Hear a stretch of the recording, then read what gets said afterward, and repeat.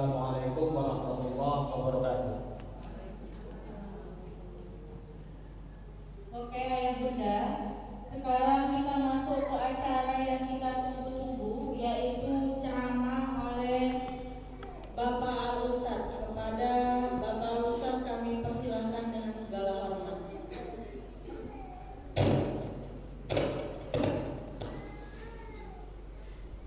Bismillahirrahmanirrahim. Assalamualaikum warahmatullahi wabarakatuh. Alhamdulillahirabbil alamin. Wa bihi nasta'in ala umuri dunya waddin. Asyhadu an la ilaha illallah wahdahu la syarika lah wa asyhadu anna Muhammadan abduhu wa rasuluh. Allahumma shalli wa sallim wa barik ala sayyidina Muhammad abdika wa rasulika nabiyil ummi wa alihi washabihi ajma'in. Rabbi ishrah li sadri wa yassir li amri wa hlul min lisani yafqahu qawli. Rabbana zidna ilma warzuqna fahma waj'alna minas sholihin. Ya Allah ya Rabb yang Maha Pengasih lagi Maha Penyayang, ampuni ya Allah dosa kedua orang tua kami. Ampuni ya Allah dosa kami ya Rabb. Ya Allah, mudahkan kami mencari ilmu, mudahkan kami mempelajari ilmu, mudahkan kami ya Allah memahami ilmu dan mengamalkannya. Ya Allah, berkahi majelis ini, berkahi ya Allah rumah kami dan sekolah kami ya Rabb. Amin ya rabbal alamin. Mari kita mulai pengajian manajemen qalbu, manajemen hati, kitab Al-Hikam karangan Syekh Imam Ibnu Athaillah Sakandari, semoga Allah merahmati dan meridainya.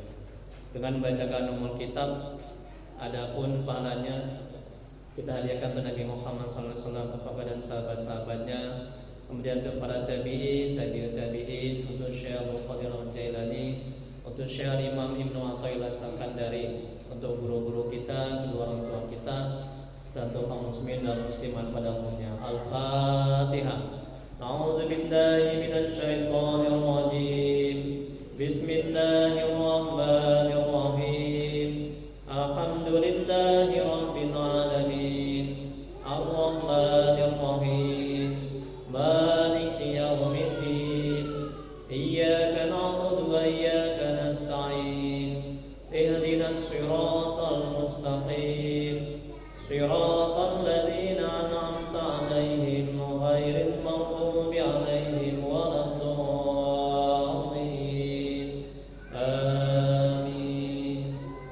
Hidayah anta maqsudi wa ridhaka matlubi. Ya Allah, Engkau yang kami tuju, ridhamu yang kami cari. Amin ya rabbal alamin. Bapak, Ibu, jemaah pengajian dirahmati oleh Allah Subhanahu wa taala. Baik, sudah dapat materinya semua Bapak Ibu? Nah ya, alhamdulillah. Ini saya wakafkan ya ilmu saya ini ya untuk Ibu, Bapak sekalian. Mudah-mudahan bermanfaat. Jadi setiap saya ngisi pengajian, saya berikan materi seperti ini. Jadi ilmu itu mesti ditulis. Ya. Nah, seperti ini agar tidak hilang. Dan saya harapkan nanti setiap pengajian ya dapat materi seperti ini jangan hilang, nanti dibukukan menjadi buku dijilid. Nah, gitu ya.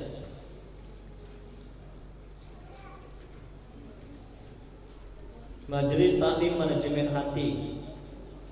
Jadi saya punya majelis taklim di rumah juga. Bagi yang ada langka, keringanan langka bila bisa datang itu setiap hari Ahad malam Senin. Nah, itu pengajian manajemen hati juga kitab Al-Hikam. Jadi kitab Al-Hikam ini kitab yang sangat terkenal.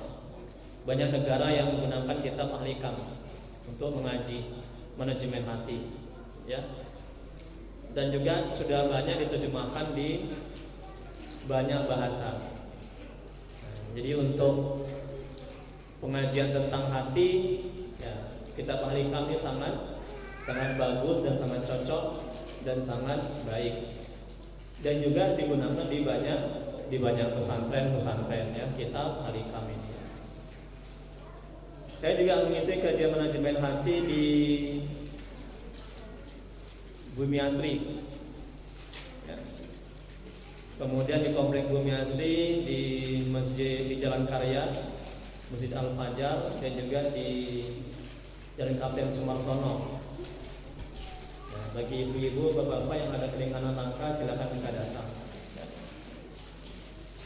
Ustadz Triwidya Sandika SSM Home, dosen tetap UIN, dosen terbaik 2009.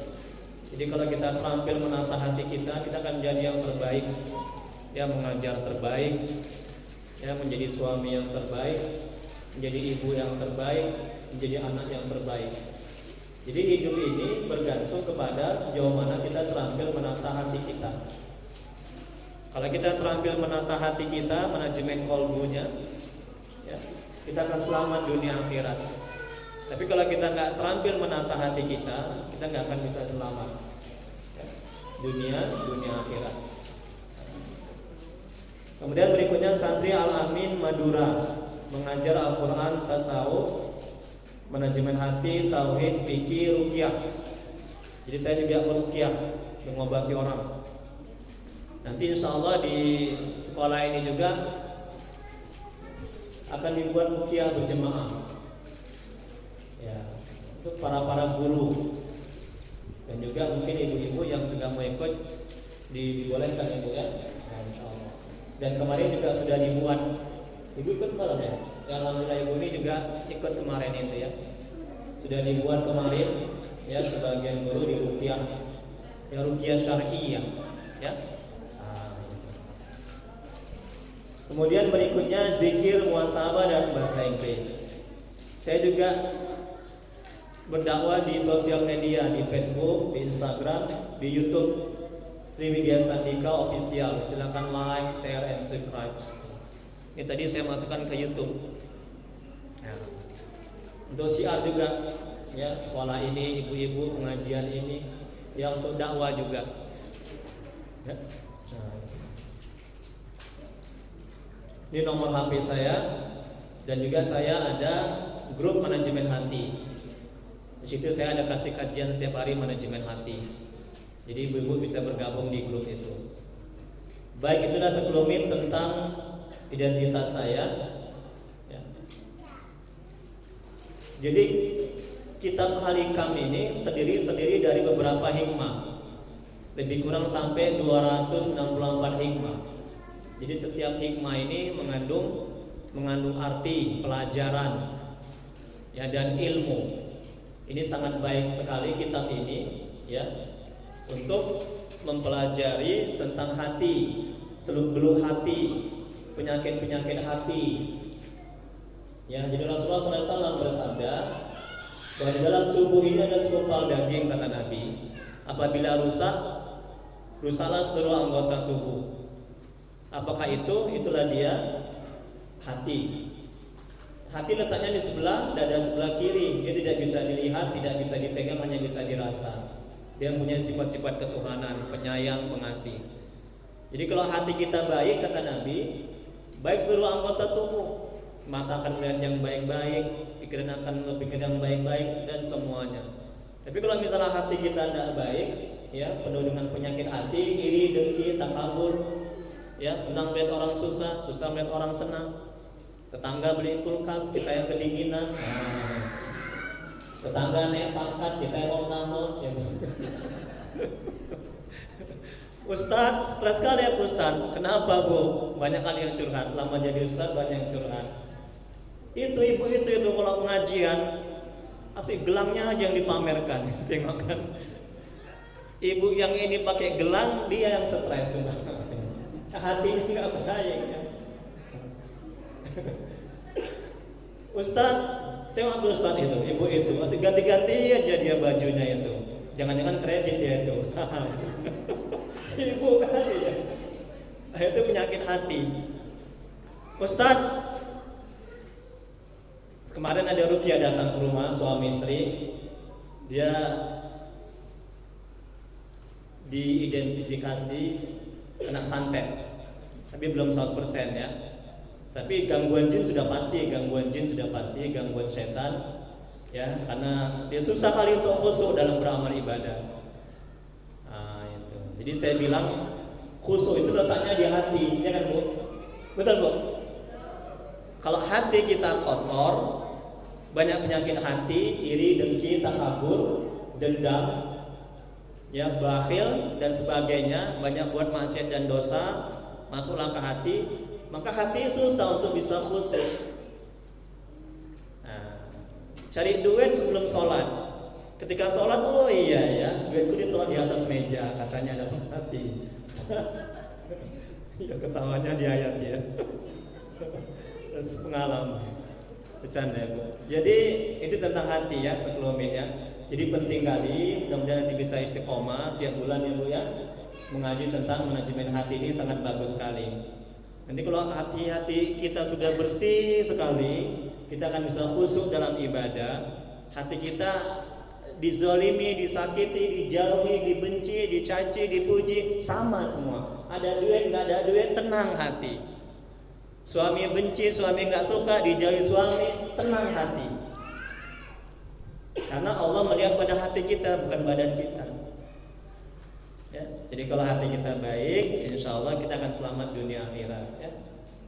Baik, amin ya rabbal alamin. Dan juga nanti ibu akan insya Allah akan bisa meruqyah, nanti mengobati orang kalau hatinya sudah bersih. Nanti mata hati ibu akan tajam, bisa melihat hal-hal yang gaib.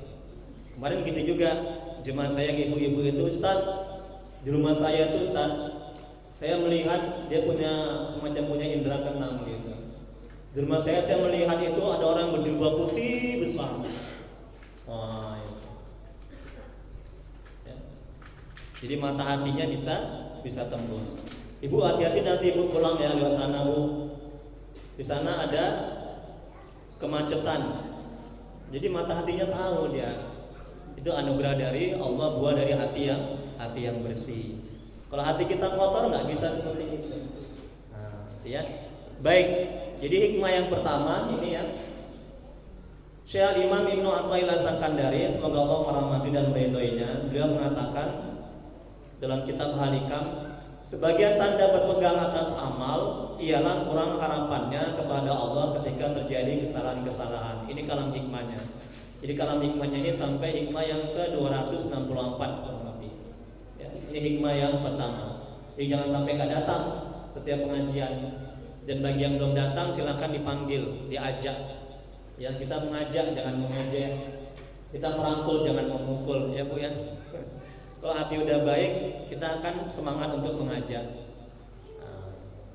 Penjelasannya, ketergantungan kepada suatu amal berarti bersandar padanya dan mengandalkannya. Untuk meraih keridhaan Allah, seorang muslim diwajibkan dengan amal.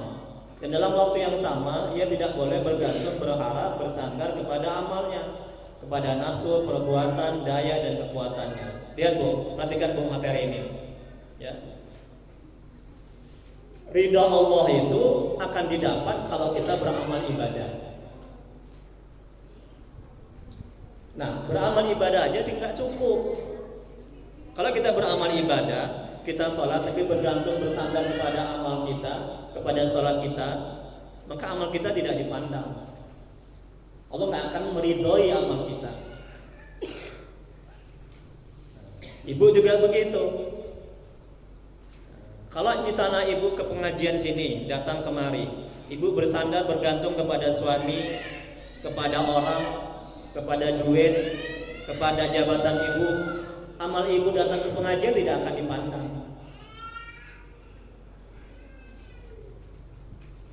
Ibu kalau bergantung kepada suami, hidup ibu akan stres. Ketika suami minggat, suami pergi, ibu stres. Ustaz, suamiku Ustaz lincah lagi Ustaz. Tengok itu. Stres dia. Kenapa dia stres? Karena hatinya itu bergantung kepada suaminya, tidak kepada Allah, kepada rahmat Allah, kepada karunia Allah. Paham? Kalau hati kita bergantung kepada Allah, kepada karunia Allah, hidup kita merdeka. Kita nggak takut ditinggal suami. Ya, kita nggak takut ditinggal istri. Ya, kita nggak takut dijauhi.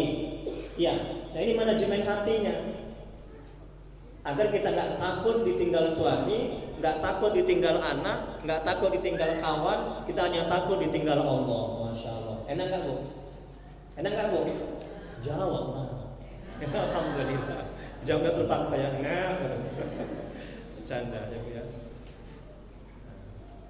Jadi itu manajemen hati itu. Ya, enak tenang. Ya. Tapi kalau misalnya kita bergantung bersandar kepada suami, stres hidup kita. Jemaah saya WA saya, WhatsApp.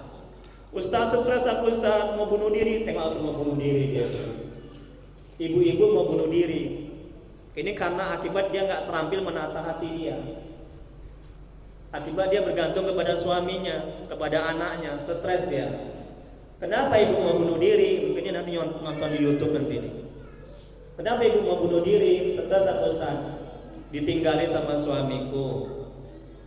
Rumah tanggaku kayak neraka. Ini akibat hatinya itu bergantung kepada suami, bergantung kepada anak, tapi tidak kepada Allah, tidak kepada rahmatnya. Ayo mulai sekarang, jangan hati kita bergantung kepada uang, pangkat, jabatan, suami, anak, orang lain. Ya. Tapi hati kita hanya bergantung bersandar kepada Allah. Kemudian berikutnya, lihat lagi Bu. Dia hanya bergantung, berharap dan bersandar kepada Allah. Tengok kan kata Imam Ibnu Athaillah dalam kitab Al-Hikam. Kepada rahmat Allah, karunia Allah, pertolongan Allah, petunjuk Allah dan pemberian Allah. Hal ini dimaksudkan agar ia dapat sampai kepada keridhaan Allah. Yang kita cari itu ridho Allah, betul? Apapun yang kita buat, kalau Allah nggak ridho, nggak ada artinya. Untuk bisa meraih keridhaan Allah, hati harus bergantung bersandar kepadanya. Ibu masak nasi, ibu masak di rumah. Kalau hati ibu bergantung bersandar kepada suami, stres ibu ketika makanan tidak dimakan. Betul? Capek-capek aku masak, dia menjajan di luar. Repet. Betul kan? Ini nggak masak sekalian, belanja aja udah, jajan aja dah. Ini akibat hati ini tidak bergantung bersandar kepada Allah. Ya, dipuji nggak dipuji masakan, dilihat tidak dilihat masakan, dimakan tidak dimakan, hati dia tenang. Manajemen hati, karena dia hanya berharap, bersandar, bergantung kepada Allah. Ustadz, aku sudah lama aku ibadah, ya, tahajud segala macam. Aku taat Ustaz. Satu kali aku buat maksiat dan dosa. Kemudian aku gak semangat lagi Ustaz untuk ibadah. Rasanya hampa dunia ini, rasanya kosong ini. Ya, terpuruk dia. Ini akibat bergantung bersandar kepada amal. Ketika dia tergelincir kepada maksiat dan dosa, dia nggak bangkit untuk bertobat. Jadi bahaya sekali Bu. Kalau kita dikata Al-Imam, kalau kita bergantung bersandar kepada amal. Ya, mulai sekarang ya Bu ya. Jangan. Kemudian berikutnya, betapapun seorang hamba telah melaksanakan suatu amal, ia tidak dapat menunaikan hak Allah dan tidak dapat melakukan kewajiban untuk mensyukuri nikmatnya. Tengok kan? Firman Allah Quran surat Abasa ayat 23, sekali-sekali tidak manusia itu belum melakukan apa yang diperintahkan Allah kepadanya. Jadi amal kita ini belum seberapa dan tidak ada apa-apanya. Dan kita masuk surga berkat amal ibadah kita, betul? Betul Bu? Termasuk juga Nabi, ya kan? Jadi bagaimana mungkin kita bisa menyandarkan kepada amal ibadah? Ya.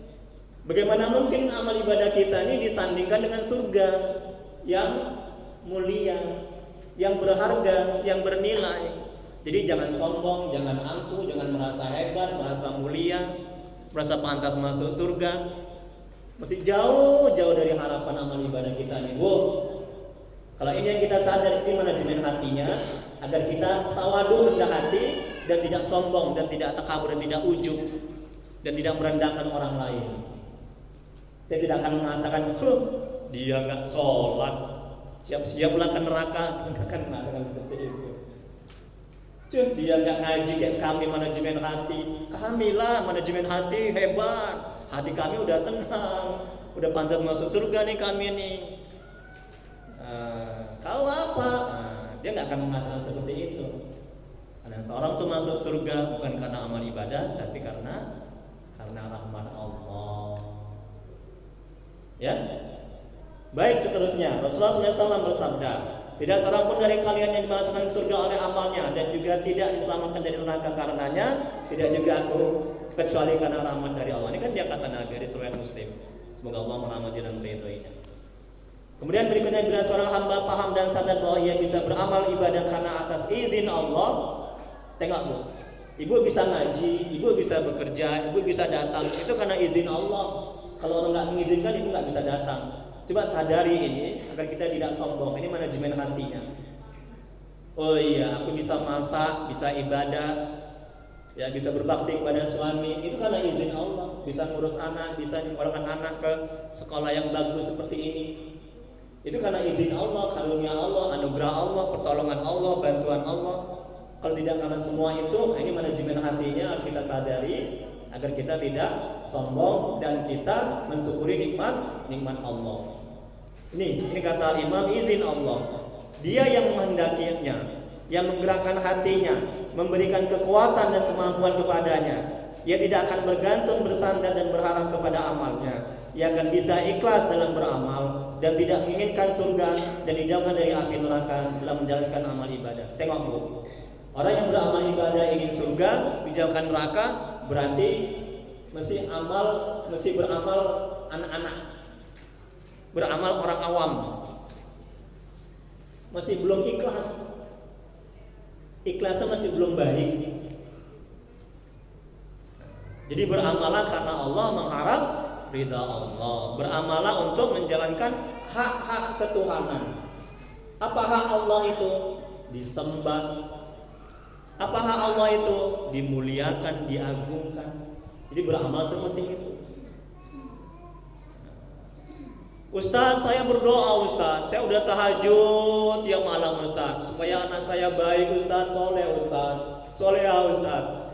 Tapi kok belum baik itu di anak saya Ustaz ya. Tapi ada tapinya. Ini akibat apa Bu? Jawablah Bu.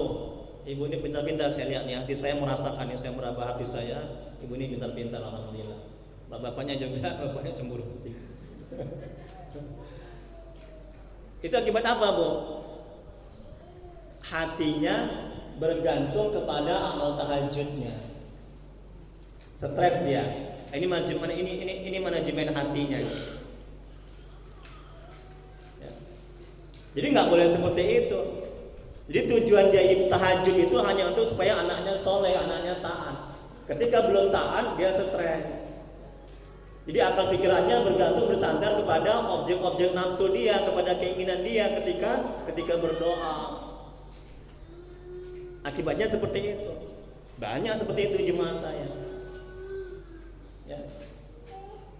Jadi jangan jadikan amal tahajudmu itu untuk terwujudnya apa yang kau cita-citakan, apa yang kau inginkan. Jangan jadikan ibadahmu itu, sedekahmu itu untuk terwujudnya apa yang kau harapkan, apa yang kau minta. Kata Al-Imam, kalau itu yang kau lakukan, engkau akan stres, sengsara, menderita. Ketika apa yang kau inginkan itu tidak terwujud atau belum terwujud. Bukan tidak terwujud, setiap permintaan kita pasti dikabulkan, betul? Apa dalilnya? Ud'uni astajib lakum, kata Allah. Mintalah maka akan aku kabulkan. Allah tidak akan ingkar janji. Tapi nafsu kita sekali lagi menginginkan apa yang kita inginkan harus segera, betul? Ketika belum segera, ketika tidak ada, stres kita. Ini manajemen hatinya agar setiap doa kita, hati kita bergantung, bersandar kepada Allah, kepada rahmatnya, kepada karunia-Nya. Jangan bergantung, bersandar kepada objek-objek nafsu. Jangan bergantung, bersandar kepada hasrat ibu, keinginan ibu, cita-cita ibu dalam berdoa.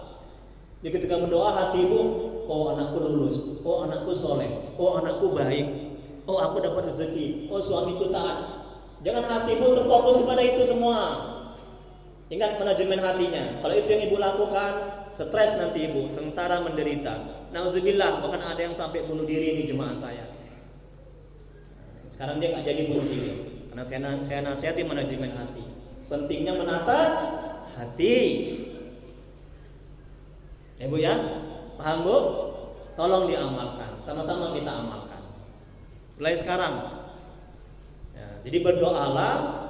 Yang pertama niatnya untuk menjalankan perintah Allah, karena doa itu adalah perintah dan ibadah. Dapat pahala kalau belum terkabul. Yang kedua kita berdoa itu apa? Untuk apa kita berdoa? Untuk memperjelas kita ini hamba, Allah itu Tuhan kita. Yang ketiga kita berdoa itu untuk apa? Untuk melaksanakan kewajiban kita. Jadi banyak kita dapat pahala kalau doa kita belum terkabul. Dalam hikmah yang lain dalam kitab Ahli Hikam, sambil kita menunggu doa kita terkabul, kita akan mendapatkan pahala. Jadi nggak ada ruginya kita berdoa. Semakin banyak kita berdoa, semakin banyak Allah memberikan pemberiannya. Tinggal lagi terkabulnya menurut Allah, bukan menurut kita. Kadang apa menurut kita baik, tentu menurut Allah itu baik. Betul kan? Betul. Berikutnya Bu, sedikit lagi. Yang mana Bu? Saya ini ngetes ibu aja, ibu matikan nggak nih? Ciri bergantung. Nah, tengok nih Bu. Ini tentang hati ya. Ciri bergantung kepada Allah adalah harapannya untuk meraih ridha Allah, dekat dan mengenal Allah, tidak berkurang ketika dia jatuh dalam kemaksiatan, dan tidak bertambah ketika dia melakukan kebaikan. Atau rasa takutnya tidak bertambah besar ketika dia tidak ingat Allah. Juga harapannya tidak akan bertambah ketika dia mengingat Allah. Rasa takut dan harapannya selalu imbang. Rasa takut dan harapnya selalu seimbang. Ini ibu, ini mana materinya? Tolong dikasih tak materinya. Ini maaf ya. Jangan sampai nggak ada. Nah, nanti setiap pengajian saya berikan juga nanti yang dijilidkan nanti jadi buku dia. Jangan sampai hilang. Ini saya wakafkan ya ilmu saya, semoga bermanfaat ya. Nanti kalau saya mati, meninggal dunia, terus mengalir pahalanya ke saya. Itu aja yang saya harapkan. Ya, karena ilmu itu mesti ditulis seperti ini. Kalau nggak nanti hilang. Jangan Pak. Jadi setiap saya pengajian saya berikan seperti ini, ya, di kopi. Nah, ini kata Al-Imam ini. Jadi kalau kita bersandar bergantung kepada amal, ketika kita tergelincir kepada maksiat dan dosa, ya, berkurang harap kita untuk meraih ridha Allah. Tapi kalau misalnya kita tidak bergantung bersandar kepada amal, ketika kita tergelincir kepada maksiat dan dosa, tidak berkurang harap kita untuk meraih ridho Allah dalam beramal ibadah. Begitu juga ibu misalnya mendidik anak, ya, menyekolahkan anak. Ketika anak belum baik, anak belum pintar, ibu nggak akan stres, ibu nggak akan menderita. Capek-capek aku sekolah mahal-mahal kau, jadi anak jahat juga kau, ya, nggak berhasil kamu, ibu nggak akan bilang begitu. Karena apa? Karena hati ibu bergantung kepada Allah, kepada rahmat Allah, bukan kepada anak. Nah, ini penting Bu. Dan ibu akan bisa ikhlas dalam mendidik, ya, dalam menyekolahkan. Nah, ini salah satu cara untuk kita bisa ikhlas. Jangan sekali-sekali kita bergantung bersandar kepada usaha kita dalam mendidik, dalam mengurus suami, dalam mengurus anak. Kalau itu yang kita lakukan, kecewa kita, stres kita. Ingat Bu, Bu, siapa yang bolak-balikan hati? Allah. Siapa yang berikan hidayah? Allah, bukan kita. Enggak kewajiban kita untuk memberikan hidayah, bolak-balikan hati si anak untuk menjadi baik. Yang kedua, kalau anak mau baik, anak mau soleh, anak mau berhasil, orang tua dulu mesti berhasil, mesti baik.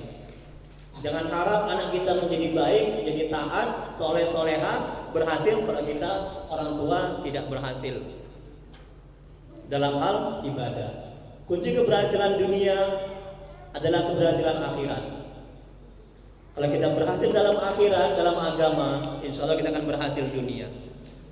Tapi kalau kita berhasil dalam dunia, belum tentu kita berhasil akhirat. Kaya itu bukan kaya harta, pangkat, jabatan. Itu akan binasa, tidak kekal. Kaya itu adalah kata Nabi, kaya hati. Hati dekat kepada Allah, hati mengenal Allah, hati merasa tentram bersama Allah, hati bersandar bergantung kepada Allah. Itulah dia kaya. Masya Allah. Tengok jemaah saya juga. Berapa banyak mereka yang kaya, harta, pangkat, jabatan, rumahnya 4, istrinya 4, mobilnya banyak. Banyak kali istrinya Ustaz. Ya. Tapi menderita batinnya. Kayak neraka rumah yang mewah itu, Bu. Ini saya sampaikan supaya jangan seperti dia. Mungkin dia dengar nanti di YouTube ini. Ya. Karena dia jauh dari agama. Ya. Karena orientasinya dunia. Demi Allah nggak akan mulia, nggak akan tentram hati ini. Ya. Kalau kita kayanya dengan harta. Tapi kalau kita kaya hati kita dengan agama, dengan Allah, Masya Allah, tabarakallah, nikmat. Ya. Ini hati, manajemen hati. Baik, selanjutnya, apabila kita melakukan suatu dosa atau ketinggalan suatu wirid yang rutin, kemudian kita merasa jauh dari rahmat Allah atau kasih sayang Allah, ini menunjukkan kita berpegang dan bergantung kepada suatu amal. Tengok kan, ibu biasa wirid habis sholat habis sholat maghrib misalnya zikir begitu, ya. Nah, kalau wirid saya itu habis sholat subuh, saya meruqyah jemaah-jemaah saya yang kena gangguan jin, santet dari jarak jauh, itu lebih kurang ada hampir 200. Nah, jadi habis sholat subuh saya bacakan Yasin, ayat kursi 7 kali, Al-Fatihah 7 kali, Al-Ikhlas, Al-Falaq, An-Nas. Itu saya kirim, saya ruqyah dari jarak jauh, alhamdulillah. Itu wirid saya. Nah, jadi kalau wirid ibu, ini kata Al-Imam, jadi kalau kita bergantung bersandar kepada amal, kalau kita biasa melakukan wirid, nah, jadi kita stres ketika kita ketinggalan wirid, tidak wirid. Wirid itu adalah amalan sunnah yang dilakukan rutin. Itu namanya wirid. Yang terakhir halaman 2. Tadi kata Pak Kepala Sekolah 30 menit Ustaz, lebih kurang. Pas 30 menit ya. Orang-orang yang sudah mengenal Allah dalam apapun keadaan mereka, tidak berkurang harapnya kepada Allah. Baik mereka sedang melakukan taat atau diuji melakukan maksiat, harap mereka kepada Allah tetap sama, karena mereka tidak berpegang dan bergantung kepada amal. Mereka berpegang dan bergantung kepada Allah, rahmat dan anugerahnya. Ayo Bu, dari mulai sekarang, jangan bergantung kepada suami, kepada anak, kepada usaha ibu dalam mendidik, ya, dalam mengurus suami, mengurus anak. Yakinlah, stres ibu, menderita ibu. Jadi bergantunglah hati ini kepada Allah, kepada rahmatnya, kepada karunia-Nya. Tenang hati ibu. Ya, anak baik, anak tidak baik, hati ibu tenang. Karena yang membuat baik anak itu adalah Allah, bukan kita. Enggak tugas kita membuat anak baik. Enggak tugas kita membuat suami baik, istri baik. Tugas kita adalah apa, Bu? Apa Bu kata Allah dalam Al-Quran? Mendidik, itu tugas kita.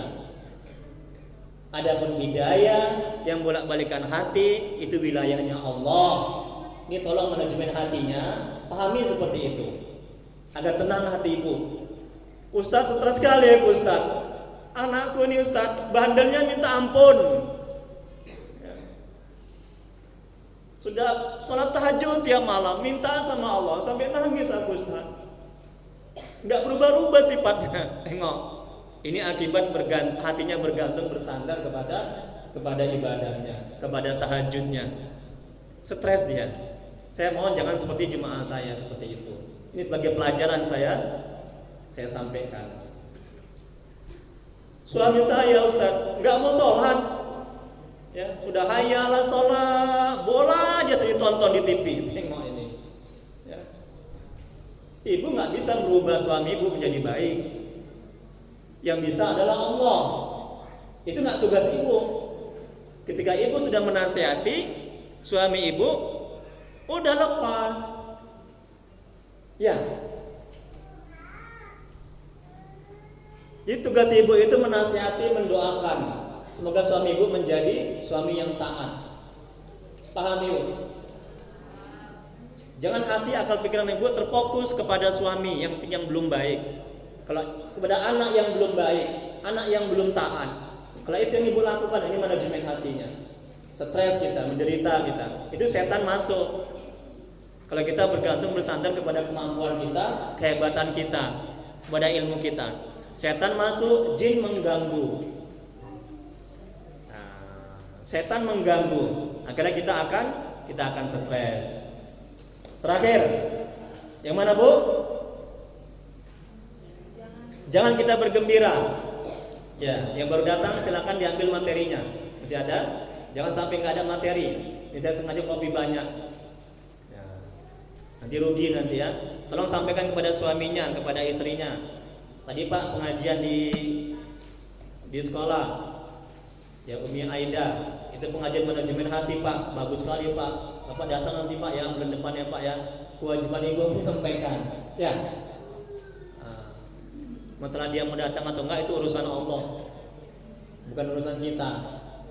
Ya.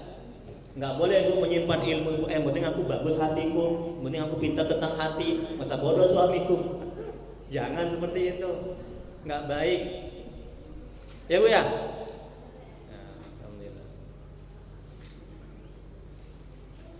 Ya, Ibu Sarah, apa kabar? Alhamdulillah, makin cantik. Hah?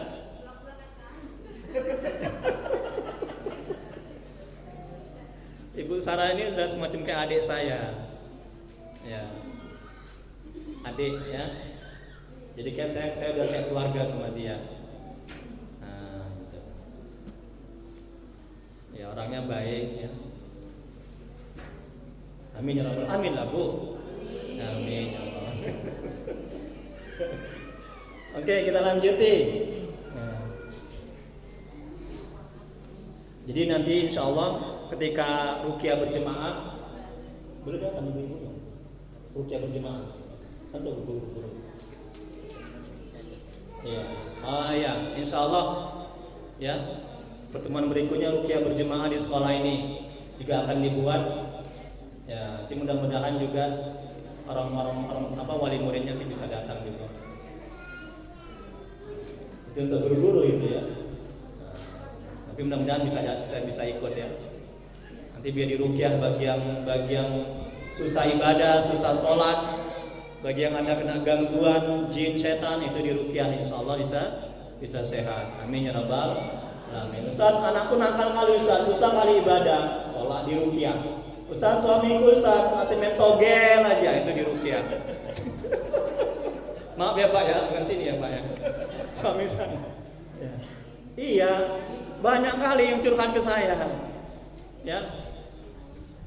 Ya, Ustaz itu anakku Ustaz masih main HP aja di ruqyah, alhamdulillah sehat. Ustaz aku ada yang nyantet Ustaz. Hati atau pikiranku ini masih teringat sama wajahnya. Kemarin datang, tengok di YouTube nih ada saya masukin di YouTube. Jadi hatinya itu wajahnya asih teringat aja, terbayang-bayang aja. Itu disantet ciri-ciri itu. Jadi cinta ditolak bukan bertindak. Nah, itu di ruqyah. Alhamdulillah udah sehatnya. Baik, yang terakhir. Udah tadi ini terakhir aja ya.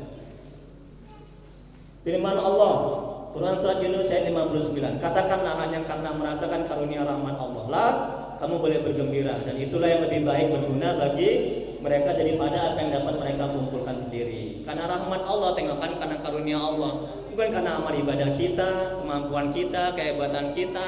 Anak pintar, anak taat, bukan karena mama, bukan karena ibu, bukan karena orang tua. Itu karunia Allah. Tolong Bu manajemen hatinya Bu, agar kita tidak sombong dan angkuh dan takabur.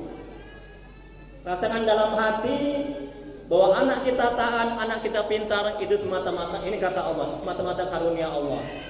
Kita nggak akan merasa hebat, merasa mulia jadi orang tua. Kita akan tawadu, rendah hati. Anak belum taat, anak masih bandel, suami masih bandel, masih nakal, itu juga karena kehendak Allah, karena takdir Allah. Paham Bu? Kalau Allah sudah berkehendak, yang baik menjadi buruk, yang buruk menjadi baik, betul? Betul Bu? Jadi ibu jangan stres kalau anak masih belum bandel, masih bandel. Ibu jangan stres kalau suami masih nakal. Ya, ini manajemen hatinya. Karena yang membuat taat, yang membuat baik, yang membuat soleh, solehah itulah adalah Allah, bukan kita. Dan gak tugas ibu membuat anak itu menjadi baik, suami menjadi baik, istri menjadi baik. Itu bukan tugas ibu. Tugas ibu adalah mendidik. Ibu gak bisa membuat anak menjadi baik. Paham itu bu? Ini manajemen hatinya. Tolong dipahami dan diamalkan supaya ibu gak stres. Kemudian berikutnya bergantung kepada Allah. Perhatikan bu, ini yang terakhir. Bergantung kepada Allah menyebabkan bersih dari penyakit hati. Hatinya tenang dan tentram karena tidak merisaukan nasibnya. Dia telah merasa cukup dengan apa yang telah ditakdirkan oleh Allah. Tengok kan? Kalau kita bergantung kepada Allah, bersandar kepada Allah, hati kita bersih dari penyakit hati. Enggak iri, enggak dengki, enggak takabur, enggak merasa hebat, enggak merasa mulia. Ya. Ini juga guru-guru juga nanti akan semangat dalam mengajar, akan bagus mengajarnya, akan baik mengajarnya, dan berimbas kepada muridnya juga. Murid-murid juga akan semakin pintar, semakin cerdas. Buah dari guru-gurunya, hatinya tidak bergantung bersandar kepada gaji, kepada uang, kepada harta, pangkat, jabatan. Guru-gurunya tidak bergantung kepada pimpinan, tapi hati guru-gurunya hanya bergantung kepada Allah, kepada rahmatnya, kepada karunia-Nya. Masya Allah, tabarakallah. Dasarnya manajemen hati. Ya, itu. Jadi semuanya bermuara kepada hati, bukan kepada akal pikiran, bu. Paham ibu ya? Makanya sekarang dari mulai sekarang bu, mati-matian menjaga hati kita. Jangan sampai terkotori, karena hati kotor yang masuk ke dalamnya. Kalau kita melihat yang tidak baik, hati kotor. Bicara yang tidak baik, hati kotor. Berpikir yang tidak baik, hati kotor. Zaman sekarang kan tidak. Lebih sibuk mengurusi badannya. Betul bu? Hidung yang pesek, sibuk menjadi mancung. Ya, muka yang hitam, sibuk bagaimana supaya putih. Betul bu? Ada nggak pernah begini bu? Bu, ibu mau kemana? Mau ke luar negeri. Kenapa rupanya? Aduh, hatiku ini penuh dengan penyakit, sombong, angkuh. Aku mau ngobati. Ada begitu bu? Ada begitu bu? Wah, kuat kali bilangnya ya. Gak ada, ya. Gak ada yang sibuk punya penyakit hati, mau ke luar negeri ngobati penyakit hatinya, itu gak ada. Ibu mau kemana? Mau ke luar negeri. Ini hidung gue ini pesek kali, mau buat mancung dulu biar cantik kayak Amitabh Bachchan. Mau ketawanya dihayati.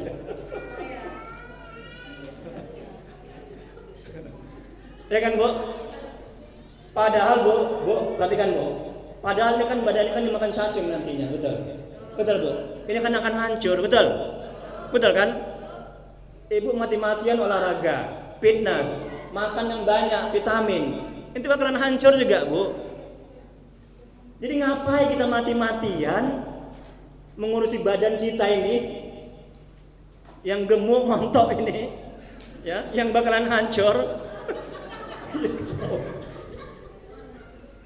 Ini serius loh bu, serius nih bu. Pak sekolah ketawanya di ayat ini. Betul kan bu ya? Nah, coba sadari mulai sekarang bu. Ayo sama-sama kita, termasuk saya juga, dari mulai sekarang, ayo kita mengurusi hati kita, ya bu ya.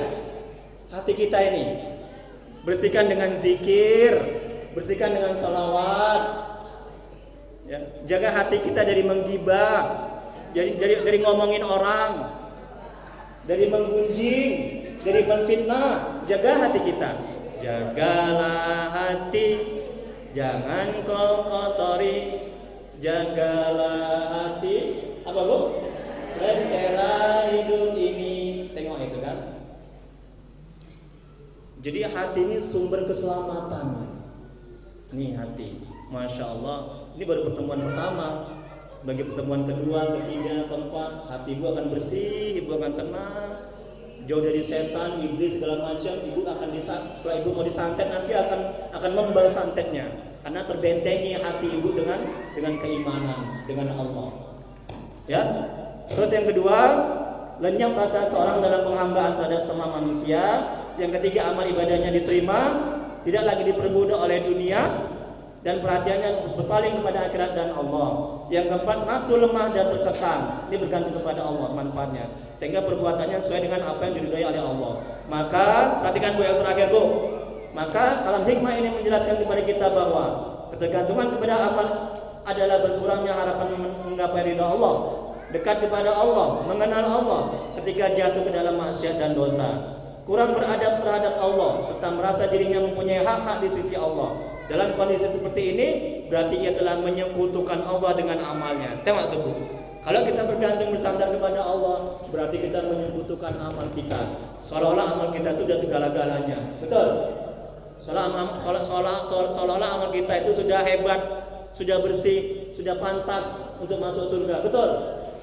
Nah, jangan Ibu ya. Nah, jadi kalam hikmahnya, kembali Bu ke halaman pertama. Tengok Bu. Hikmahnya sebelum kita tutup, ya pas 30 menit ya, lebih kurang ya. Seperti kata kepala sekolah tadi. Jadi Syekh Imam Ibnu Athaillah Sakandari, semoga Allah merahmati dan meridainya, beliau mengatakan, sebagian tanda berpegang atas amal ialah kurang harapannya kepada Allah ketika terjadi kesalahan-kesalahan. Jadi kalau kita bergantung bersandar kepada usaha kita, kepada kerja kita, kepada amal ibadah kita, amal tahajud kita, ketika ibu tergelincir kepada maksiat dan dosa, berkurang harapan ibu untuk meraih ridha Allah.